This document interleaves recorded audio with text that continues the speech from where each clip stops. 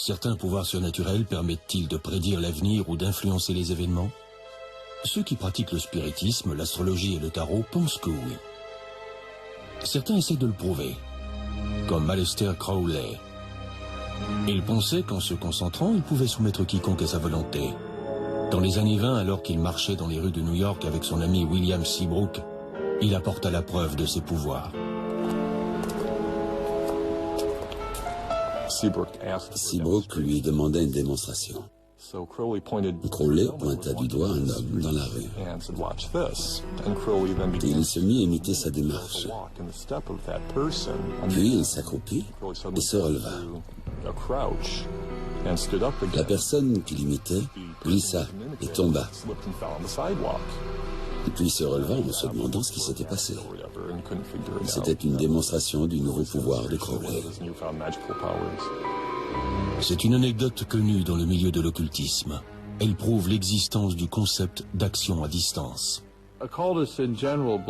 Les occultistes pensent avoir la capacité d'exercer un pouvoir sur les choses à distance, soit en pouvant les prévoir, soit en pouvant les influencer à distance. La magie est à la fois un art et une science. Certaines actions provoquent certains effets, mais pour fonctionner, elles doivent être réalisées avec une certaine intention et peut-être un certain éclat. Peut-on dire que Crowley était un maître de l'occultisme du XXe siècle? Le concept d'action à distance n'était pas nouveau. Les Égyptiens croyaient déjà que les incantations pouvaient soigner les maladies et favoriser les bonnes récoltes. Certains faits qui semblent surnaturels trouvent souvent une explication. Isaac Newton croyait qu'une force invisible appelée gravité maintenait les planètes en orbite autour du Soleil par une action à distance. Newton n'osait pas partager sa découverte, car il craignait qu'on ne l'assimile à de la magie. Aujourd'hui, la science critique les idées liées à la magie, à la spiritualité et à la religion. Ce sont pourtant deux manières d'essayer de comprendre comment le monde fonctionne. Occulte signifie secret ou caché. Les premiers maîtres avaient le statut de magiciens. Mais c'étaient aussi des scientifiques. Leurs découvertes dans les arts occultes que sont l'astrologie et l'alchimie ont donné naissance aux disciplines scientifiques modernes. À l'époque de nos ancêtres, la science n'existait pas. Les magiciens, les alchimistes, les premiers mathématiciens s'intéressaient à la science, mais aussi à la littérature, la philosophie, la cosmologie et la religion. On ne différenciait pas les disciplines. Depuis la naissance de la science moderne, la science et l'occultisme ont pris des chemins différents. L'occultisme suscite beaucoup de méfiance. Mais la science moderne côtoie souvent les limites du surnaturel et tente de résoudre des mystères qui interpellaient déjà les premiers magiciens. Des physiciens sérieux s'intéressent aux voyages temporels, aux univers parallèles. Ils cherchent à comprendre les 11 dimensions de la théorie des cordes. Quand on se penche sur ces domaines, le mythe et la magie deviennent un moyen d'en parler. La science moderne est-elle en train de redécouvrir les secrets gardés par les anciens maîtres de l'occultisme? L'occultisme est apparu en Égypte il y a 5000 ans, juste avant l'apparition des grands pharaons, des hiéroglyphes et des pictogrammes. Les Égyptiens illustraient leurs histoires et leurs religions et élaboraient des systèmes complexes d'astronomie, d'astrologie et de géométrie. Ils pensaient que leur savoir était un don du dieu Thoth. Thoth, Tahuti, était le dieu égyptien de la magie, mais c'était également le dieu de l'écriture, de l'astronomie, des mathématiques et de la science. Il inventait le langage et l'écriture. Seuls les prêtres ayant reçu une formation spéciale étaient autorisés à avoir accès au savoir sacré de Thoth. Imhotep, qui a construit la première pyramide, faisait partie des élus. Thoth nous a fait don de l'écriture, des chiffres et de l'art du développement personnel par le travail de la conscience. Certains pensent que c'est un homme qu'on a déifié pour ses bienfaits, d'autres qu'il représente une entité mythique depuis le début. D'après la légende, un livre de magie écrit par Thoth renfermerait le secret des dieux. Le livre de Thoth ne se trouvait pas dans un endroit matériel, mais dans une dimension que l'on atteignait par un voyage de la conscience.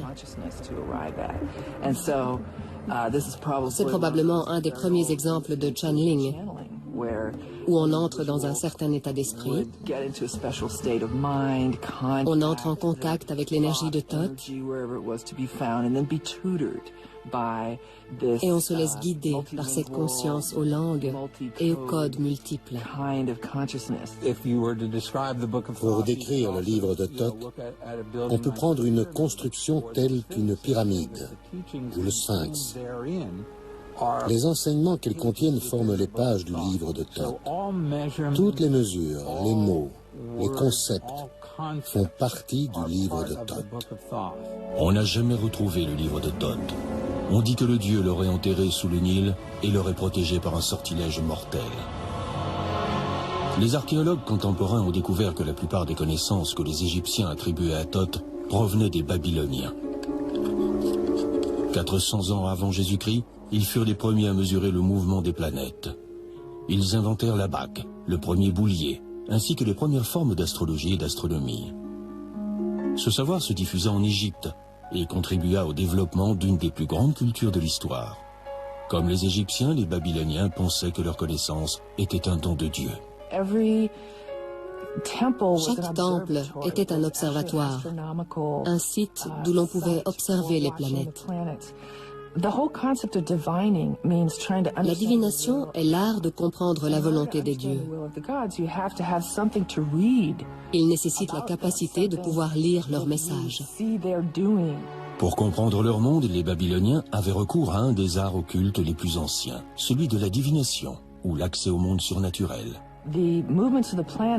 On pensait que le mouvement des planètes dans le ciel représentait l'empreinte des dieux. Le fait qu'ils se rejoignent, se croisent ou se déplacent avait une influence sur le monde.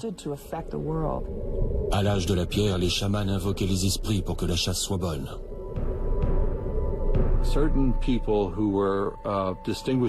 Du temps de nos ancêtres, certains se distinguaient des autres par leurs expériences mystiques. Ils étaient les prêtres du clan. Ils communiquaient avec les dieux et les esprits, ou provoquaient l'arrivée de certains événements. En Égypte, la divination prit la forme d'un système sophistiqué de rituels et de cérémonies, destiné à établir un contact avec les dieux qui régnaient sur le monde.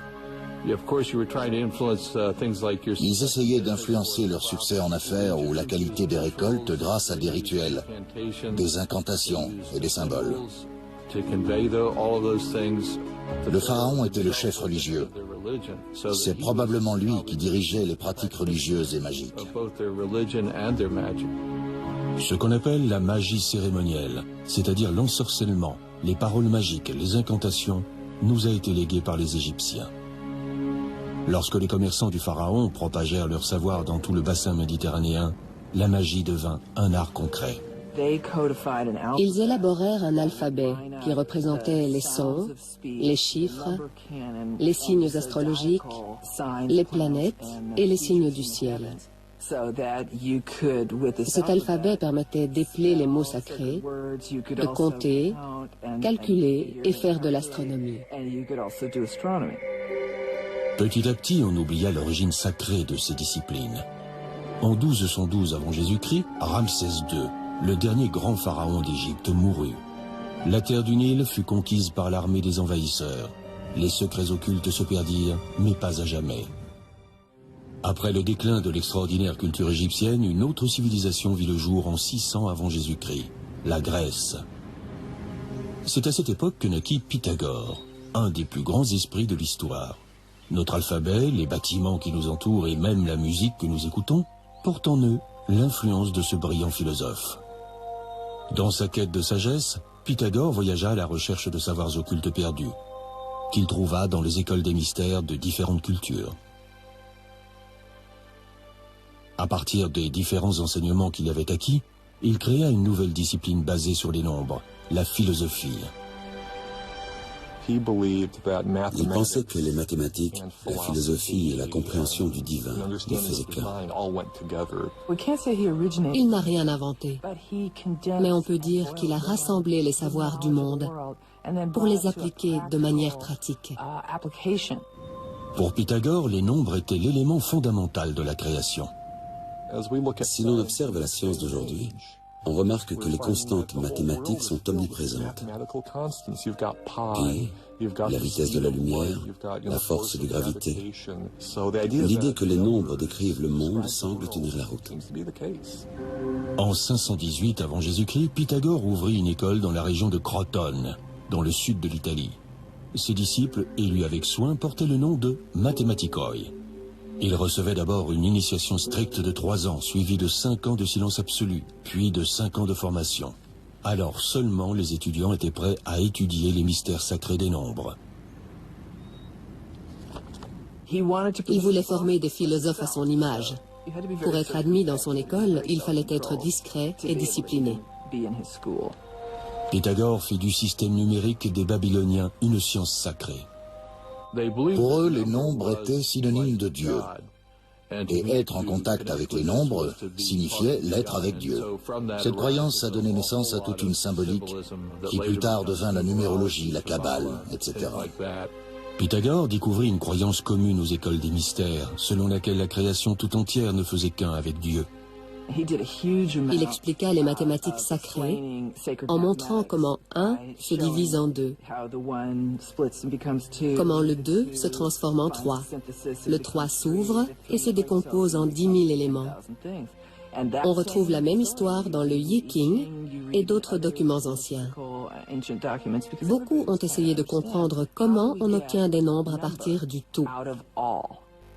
Beaucoup attribuent à Pythagore et son école la création de la numérologie et de l'alphabet grec, qui fut finalement accepté par la culture occidentale. Pythagore utilisa également les nombres pour décoder la musique, le langage des dieux selon les Grecs. Il est le père du monocorde, qui définit le rapport numérique de la gamme. Pythagore pensait avoir résolu les mystères de l'univers. Mais on croyait également qu'il existait une musique des cieux, que le paradis jouait une symphonie. Les planètes évoluent autour du Soleil à intervalles réguliers. Le son correspond à une séquence harmonieuse, présente dans chaque note. Toutes les notes suivent la même logique mathématique.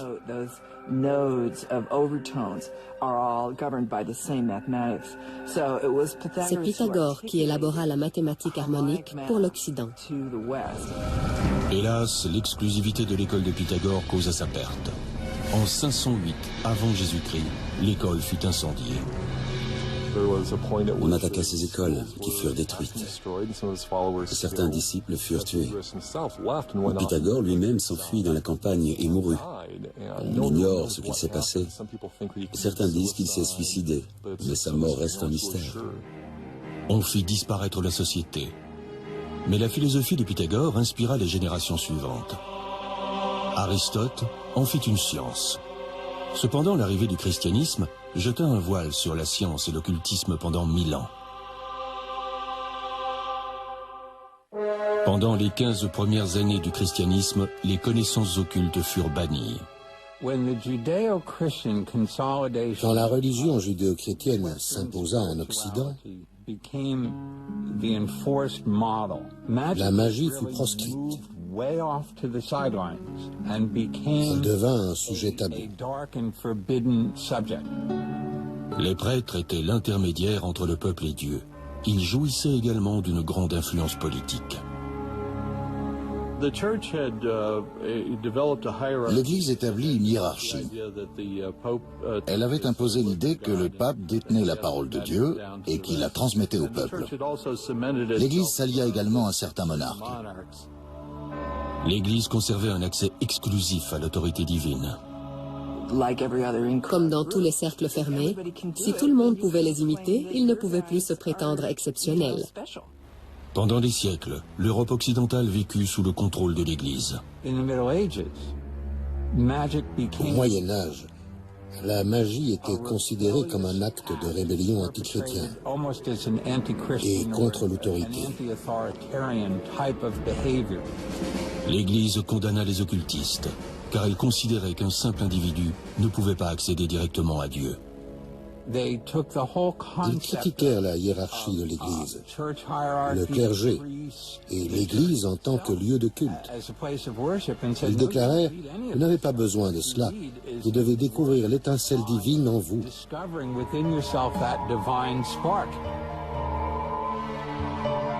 Mais au XIVe siècle, l'occultisme refit surface. Au moment des guerres saintes et des croisades, les monastères situés à la frontière du monde musulman avaient conservé de nombreux écrits de l'Antiquité grecque et des textes occultes. Les croisés ramenèrent certains documents avec eux.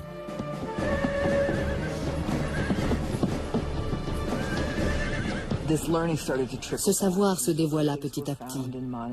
On retrouva différents éléments dans les monastères, des écrits, des textes. La rumeur circulait qu'un plus grand savoir avait existé dans le passé. Cette découverte alimenta l'extraordinaire renaissance de la culture. Les gens se rendirent compte de la sagesse des anciens. On voit apparaître un intérêt pour les traditions égyptiennes, grecques, romaines et hébraïques. Les gens veulent élargir leur savoir et comprendre les secrets des anciens. L'art et la science s'introduisent en Europe occidentale au XVe siècle, avec la Renaissance. Le médecin suisse Paracelse fut un des premiers à poser un regard nouveau sur le savoir des anciens. Né en Suisse en 1493, Paracelse étudia la médecine classique, mais aussi l'alchimie. Après avoir été chassé de l'école pour en avoir critiqué la rigidité, il vécut en nomade et gagna sa vie grâce à l'astrologie. Au cours de ses lointains voyages, il s'instruisit par tous les moyens possibles. Paracelse parcourait l'Europe et rencontrait des barbiers, des sorcières, des sages-femmes et des guérisseurs. Il rassemblait toutes les formules efficaces glanées un peu partout. C'était sa devise. J'utilise ce qui fonctionne. Il rejetait les théories obsolètes, s'aventurait au-delà des limites. Ses expériences novatrices sur les minéraux et les produits chimiques posèrent les bases de la médecine moderne. C'étaient les prémices d'une révolution scientifique. Le siècle suivant allait être marqué par la découverte d'un texte occulte qui menaçait non seulement les traditions, mais aussi le pouvoir de l'Église. À l'époque de la Renaissance, le concept de savoir évolua. De nouvelles écoles virent le jour dans toute l'Europe. Au XVe siècle, Marsilio Ficino fonda une des académies les plus novatrices d'Italie. Avec l'aide de son patron, Cosimo Medici, Ficino acquit et traduisit un ensemble de documents qui auraient été écrits par un mystérieux magicien égyptien appelé Hermès Trismégiste. Un émissaire de l'Église orthodoxe apporta un ensemble de documents. Ficino découvrit 12 livres qui auraient été écrits par Hermès. Ils ne faisaient pas partie d'une œuvre unique, mais on les rassembla en les traduisant. Ces documents, que l'on appela les Hermetica, contenaient des enseignements datant du début de l'ère chrétienne et qui avaient disparu pendant des siècles. Leur authenticité ne faisait aucun doute. Le nom de l'auteur présumé, Hermès Trismégiste, était la combinaison du dieu grec Hermès et du dieu égyptien Thoth, les dieux de la magie les plus importants des deux civilisations. Ces documents parlaient d'occultisme, de doctrines ésotériques, d'alchimie, de magie et d'astrologie. Ficino et son école analysèrent ces textes ancestraux qui datèrent à la période d'avant Platon et qui, selon eux, venaient d'Égypte. Des scientifiques ont finalement prouvé qu'Hermès Trismégiste n'avait jamais existé. Ficino a traduit un abrégé des traditions grecques sur comment se cultiver pour atteindre l'illumination et élargir sa conscience pour égaler les dieux. Les livres étaient présentés sous la forme de dialogues entre le dieu Hermès et d'autres, qui révélaient les secrets de l'univers. Un des documents, un texte bref appelé la Table d'émeraude, devint la Bible des occultistes de la Renaissance. On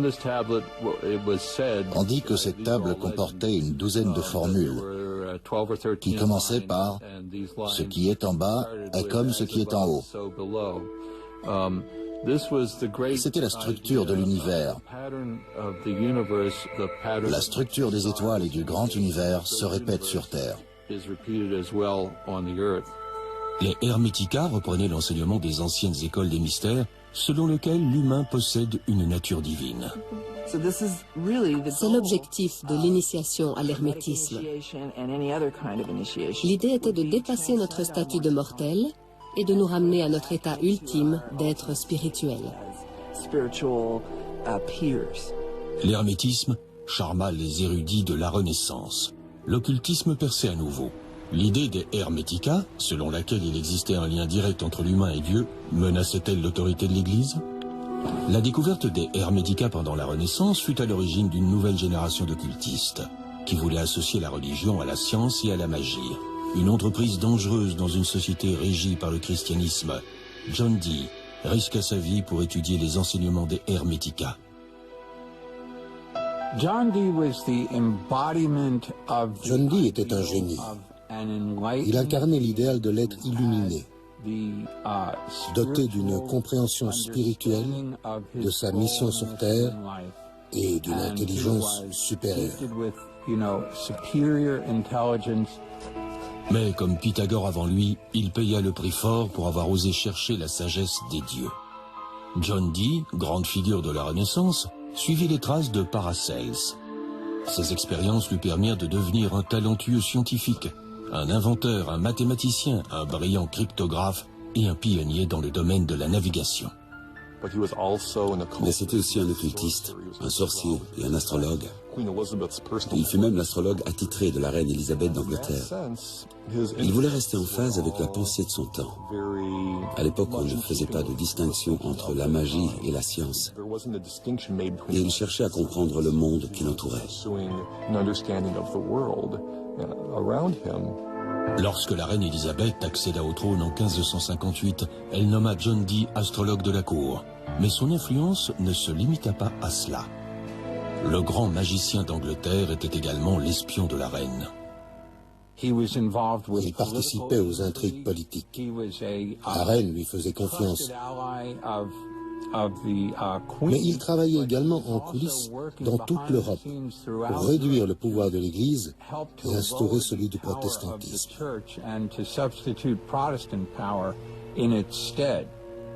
Sous l'influence de Dee, la reine Élisabeth reconnut officiellement la science occulte la plus importante de la Renaissance, l'alchimie. Les alchimistes avaient deux objectifs, soigner les maladies et transformer les métaux vils en or. Ils pensaient atteindre leur but en trouvant la pierre philosophale, une substance mystique qui pouvait également élargir la conscience des alchimistes. Il s'agissait d'une approche visant à comprendre le fonctionnement du monde physique. On peut considérer l'alchimie comme l'ancêtre de la chimie moderne. L'alchimie existait depuis le début de l'époque des Égyptiens, mais il prit un nouvel essor avec les scientifiques de la Renaissance.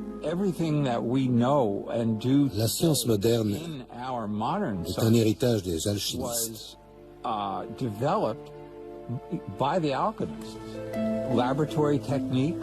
Ils travaillaient déjà en laboratoire et ils nous ont légué l'observation des résultats et la méthode scientifique. Les alchimistes étaient à la pointe de la science. Ils découvrirent le phosphore, le zinc, la distillation de l'alcool et les germes à l'origine des maladies. Ils furent les premiers à comprendre la circulation sanguine. Les expériences peu orthodoxes et les découvertes scientifiques commencèrent à susciter des inquiétudes. On accélère les processus naturels, l'évolution des métaux, l'utilisation des remèdes, le développement de la conscience. Pour l'Église, il était impossible d'accélérer les processus de la création de Dieu sans invoquer les démons. Outre son travail d'alchimiste, la plus grande passion de Dee était la divination. Il pensait pouvoir faire appel aux méthodes scientifiques pour communiquer avec les êtres surnaturels.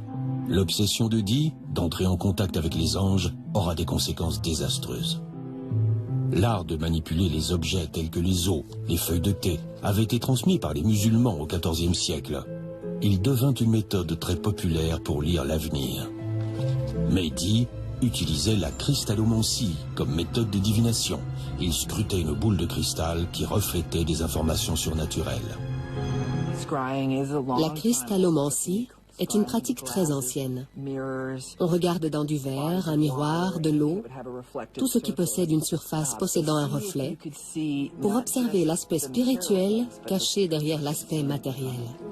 John Dee n'obtint aucun résultat jusqu'à ce qu'un jeune homme nommé Edward Kelly frappe à sa porte.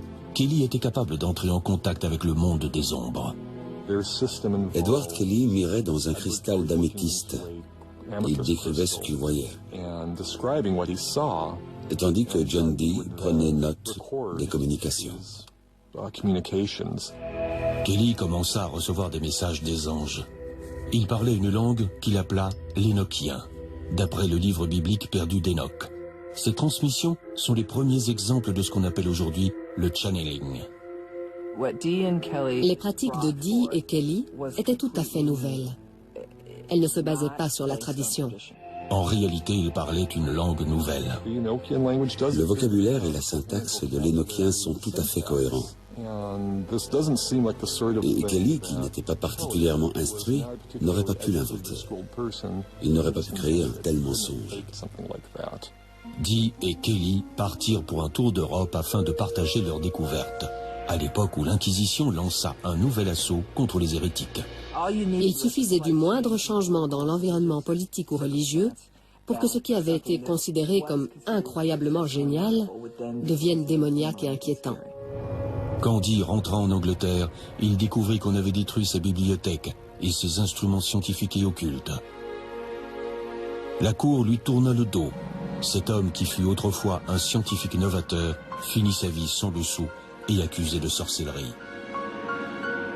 Dee était avant tout un magicien.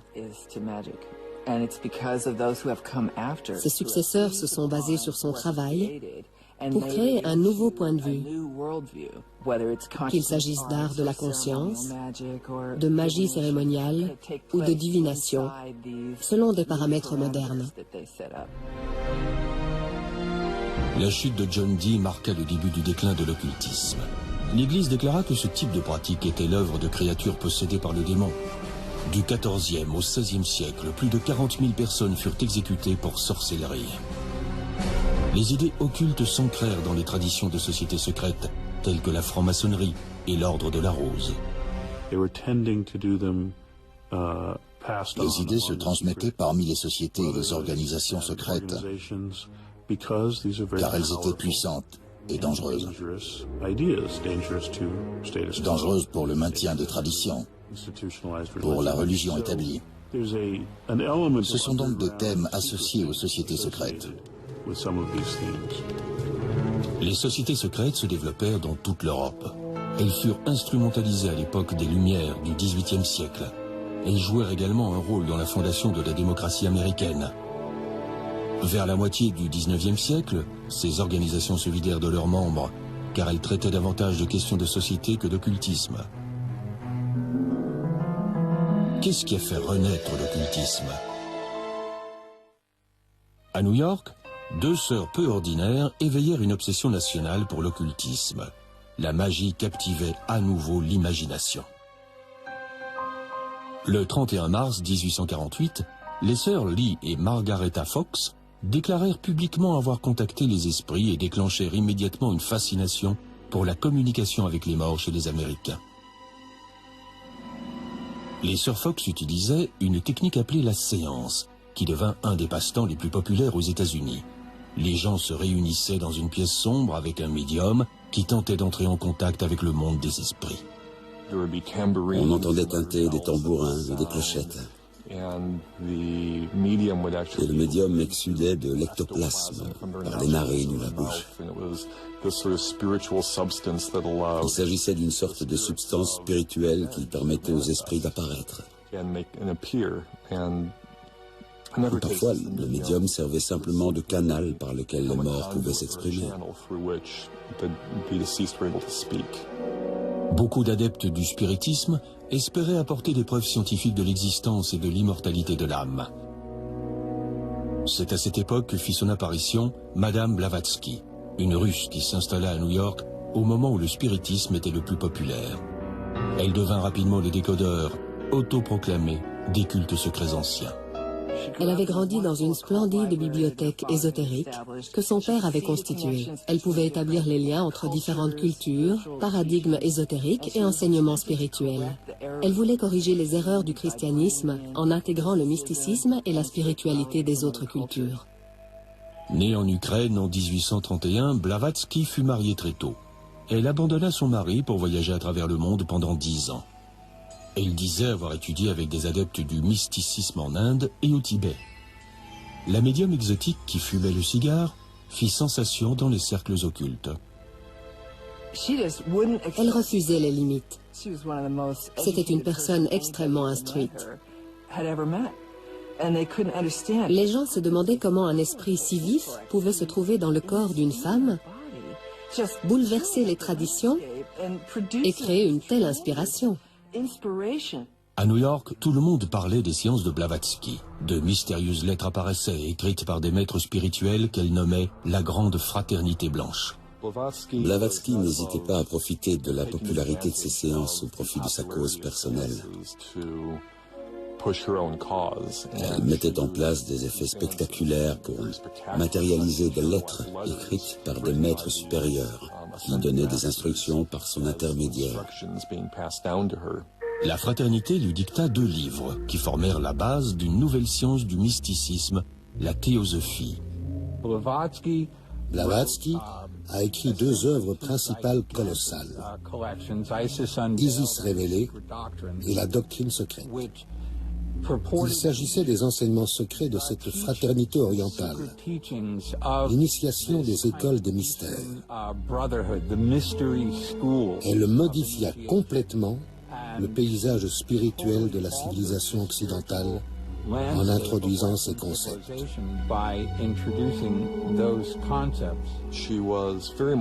Elle fut une des premières à importer les idées de l'ésotérisme oriental en Occident. Elle se concentra sur les points communs entre le christianisme, l'hindouisme, le bouddhisme et d'autres traditions spirituelles. Elle pensait qu'il existait une tradition à la base de toutes les croyances spirituelles du monde. Blavatsky voyait son œuvre comme une science spirituelle. Elle établissait des liens entre les progrès scientifiques récents et les croyances occultes. Elle défendait l'idée mystique orientale, selon laquelle la nature essentielle du monde n'était pas la matière, mais l'énergie, un concept confirmé plus tard par les découvertes de la physique moderne. Blavatsky relança aussi la croyance orientale dans la réincarnation et le karma. Son culte fit rapidement des adeptes et elle lança la Société théosophique. Le terme théosophie, inventé par Blavatsky, est formé de 2 mots d'origine grecque, théo, qui signifie Dieu, et sophia, qui signifie sagesse. La société théosophique enseignait donc la sagesse divine ou sacrée.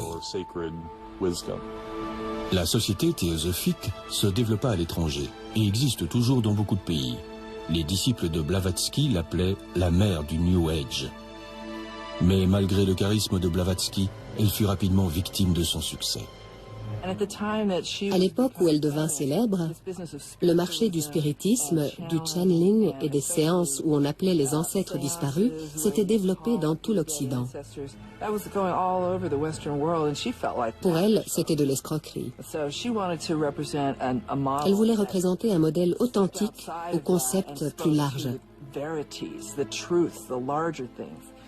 Mais on a fini par l'associer aux pratiques qu'elle condamnait. En 1885, Blavatsky fut interrogé par la Société de Londres dans le cadre de recherches psychiques. Il fut conclu que ces séances étaient truquées. Les lettres ne provenaient pas d'outre-tombe. Un appareil muni d'un ressort était placé dans la chambre au-dessus de la pièce où se déroulait la séance. On y plaçait la lettre qui tombait entre les lattes du plancher et se matérialisait entre ses mains. Bien que de nombreux disciples fidèles aient refusé d'abandonner la théosophie, Blavatsky fut accusé de fraude. Elle mourut peu de temps après. Ses disciples établirent un nouveau siège en Inde où la théosophie faisait un tabac. Le jeune Krishnamurti fut reconnu comme la réincarnation d'un maître et fut formé pour aider la société théosophique à entrer dans le XXe siècle. En mariant la spiritualité orientale et occidentale, Blavatsky révolutionna l'occultisme. Un homme que les journaux décrivirent comme l'homme le plus mauvais du monde prétend avoir pénétré les mystères encore plus profonds. Né en 1875, Aleister Crowley grandit dans une famille sévère et pieuse. Sa mère l'appelait la bête du livre des révélations. Il garda ce titre toute sa vie. Il s'identifiait à l'Antéchrist, à la force qui balayerait ce terrible programme chrétien qui avait gâché son enfance. C'est en devenant membre de la Golden Dawn que Crowley se mit à étudier l'occultisme. Le Golden Dawn était un ordre hermétique, la société secrète par excellence de l'époque victorienne en Angleterre. Il rassembla en un système unique les différents savoirs de l'époque. Le tarot, la kabbale, la magie des anges de John Dee et les traditions rosicruciennes. Le Golden Dawn attirait de nombreux intellectuels londoniens. Crowley finit quant à lui par quitter le groupe. Il façonna son propre mode de croyance après un voyage en Égypte durant lequel sa femme reçut un signal mystique qui lui annonçait qu'il devait se préparer à recevoir un message des dieux. Il tint compte de l'appel et se mit spontanément à écrire un livre qu'il appela le livre de la loi. Le livre présente une nouvelle loi pour l'homme. Il nous dit que nous sommes une entité spirituelle, forte et illuminée, et que nous sommes l'égal des dieux. Le livre de la loi était une nouvelle synthèse de la spiritualité occidentale et orientale. Crowley nomma ce nouveau système Téléma. Il comprenait des principes de magie qu'il disait avoir appris de l'Égypte ancienne et d'autres sources occultes. Il s'auto-proclama maître de l'action à distance, qui consiste à se concentrer sur le pouvoir de sa volonté pour obtenir l'effet désiré. Aleister Crowley définissait la magie comme l'art et la science de provoquer des changements selon sa propre volonté. En d'autres termes, le magicien a le pouvoir de faire s'accomplir ce qu'il souhaite. La loi fondamentale de la Téléma est « Fais ce que tu voudras sera le tout de la loi, l'amour est la loi, l'amour sous la volonté ». Pour certains, cela signifiait poursuivre une voie supérieure, mais pour d'autres, la loi excusait toutes sortes de comportements déviants. Certaines critiques déclarèrent que Crowley lui-même en faisait les pires usages. Crowley considérait le sexe comme un chemin spirituel. Il réduisit de nombreux enseignements symboliques à leur essence, c'est-à-dire à la dualité entre l'homme et la femme. Il fit de nombreuses expériences dans ce domaine pour comprendre les mystères renfermés par l'acte sexuel. Crowley lança sa propre société secrète, l'Ordo Templi Orientis, et écrivit de nombreux livres sur la méditation et les cérémonies magiques. Il réinterpréta également le tarot pour le XXe siècle. Le tarot est une représentation des enseignements occultes. Cette méthode sollicite les niveaux archétypaux qui sont en nous, les niveaux spirituels. Et on entre dans un état méditatif dans lequel on accroît l'intuition. Parfois, on observe certains modèles se développer parce qu'on est dans l'état d'esprit adéquat. Le tarot fut rendu populaire par les nobles italiens qui jouaient aux cartes au XIVe siècle. Mais certains disent qu'il date de l'Égypte ancienne. Le jeu acquit une dimension occulte au fil du temps. Crowley créa son propre jeu de cartes qu'il appela le livre de Thoth, inspiré de la magie égyptienne qu'il avait étudiée. Aujourd'hui devenu un outil de divination populaire, le tarot révèle des informations sur celui qui le questionne et dévoile son futur. Tout ce qui est relié à un moment dans le temps est connecté. Si deux personnes se rassemblent autour d'une question et qu'elles manipulent un oracle comme celui-ci, si la manipulation a pour but de servir le besoin et le sentiment, alors un miroir de l'énergie produite entre ces deux personnes apparaît. Les écrits de Crowley, tout comme ceux de Madame Blavatsky, étaient précurseurs de nombreuses idées du New Age. Mais malgré son étude sérieuse de l'occultisme, Crowley finit par choquer par sa consommation de drogue et ses comportements sexuels décadents. Lorsqu'Hitler monta au pouvoir en 1930, la réputation de Crowley fut fortement ternie. Il fit de la propagande pro-nazie et fut rejeté par la société. Après la Seconde Guerre mondiale, on a raconté qu'Hitler avait utilisé les écrits de Crowley et Madame Blavatsky pour élaborer sa théorie d'une race supérieure. On ne dispose pas de preuves que Hitler ait lu l'œuvre d'Aleister Crowley. On est par contre certain que Hitler et les membres de son régime étaient très intéressés par l'occultisme et qu'ils adoptèrent le symbolisme de l'occultisme. Malade et accro à l'opium, Crowley passa la fin de ses jours dans une pension et mourut en 1947. Comme d'autres occultistes avant lui, Crowley finit par être condamné par la société pour avoir tenté d'étudier les secrets des dieux. On a vu plusieurs grands penseurs finir persécutés pour leurs croyances. Et je pense que ce sont des visionnaires qui viennent ébranler nos conceptions. Ils dérangent.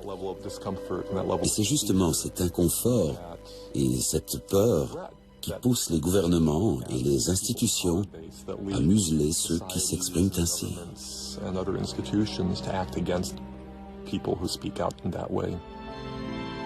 L'occultisme semblait à nouveau disparaître.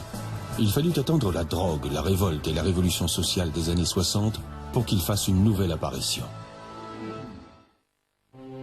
Tandis que l'occultisme se fit discret pendant une grande partie du XXe siècle, il refit surface avec le mouvement hippie dans les années 60.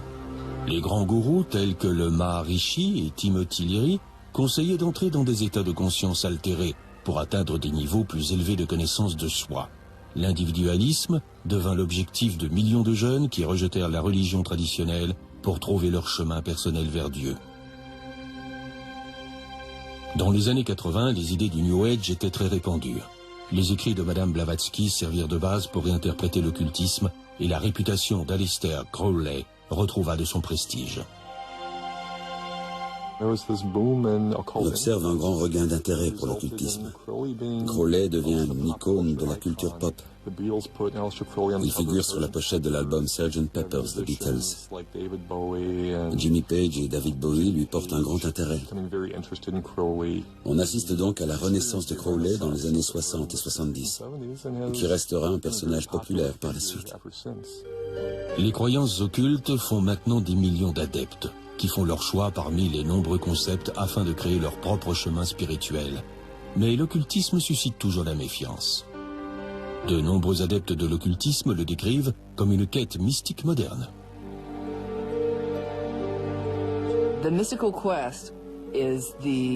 La quête mystique est le processus par lequel un humain, limité par le temps et l'espace, dépasse son passé et atteint cet état de conscience divin ou macrocosmique. C'est cela, devenir immortel. On quitte son enveloppe charnelle pour s'identifier dans une réalité plus large. Les croyances de la philosophie holistique du New Age deviennent de plus en plus populaires. On est entouré de richesses matérielles et de technologies. Et on a l'impression d'avoir perdu quelque chose. On a perdu nos connexions, notre compréhension de nos racines humaines. L'intérêt pour les idées du New Age et le regard tourné vers les idées des anciens reflète un désir de se reconnecter avec l'histoire et de se sentir plus entier, plus spirituel, plus connecté et plus conscient des passions et du sens de la vie. Mais l'occultisme a laissé de nombreux héritages à la science moderne. Les occultistes ont tenté de comprendre le fonctionnement du monde. Et l'astronomie n'existerait pas aujourd'hui sans les anciens astrologues qui étudièrent le ciel. On ne connaîtrait pas la chimie sans le travail des alchimistes.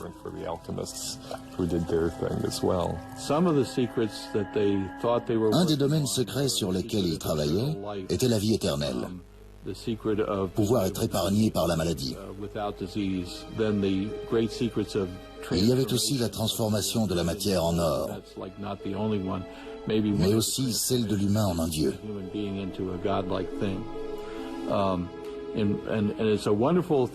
Grâce à la physique des particules, on sait que la vie se compose d'énergie. Le lien entre ces idées et le pouvoir de devenir un dieu réside peut-être dans la capacité à se transformer. La médecine et la science ont bénéficié des apports de l'occultisme. Et dans le futur, ce que nous appelons magie pourrait jouer un rôle dans de plus grandes découvertes. Notre culture scientifique regorge de spécialistes qui travaillent dans des domaines précis. Et je pense que la nature holistique du passé est nécessaire pour percer les mystères que la science ne parvient pas encore à comprendre. Les croyances peuvent nous aveugler, qu'elles soient religieuses ou scientifiques. Ces expériences occultes nous permettent en tout cas de rester ouverts aux possibilités. Malgré les progrès de la science, le monde moderne regorge toujours de mystères qui ne seront peut-être jamais résolus. C'est l'inconnu, le mystère. Et ce mystère se trouve au centre de la quête spirituelle, mais aussi de la quête scientifique et artistique. C'est pour cela que nous sommes sur Terre, pour percer ce mystère. Comme les premiers occultistes, les scientifiques modernes continueront à chercher des moyens de percer les mystères de notre monde et les forces qui l'ont créé.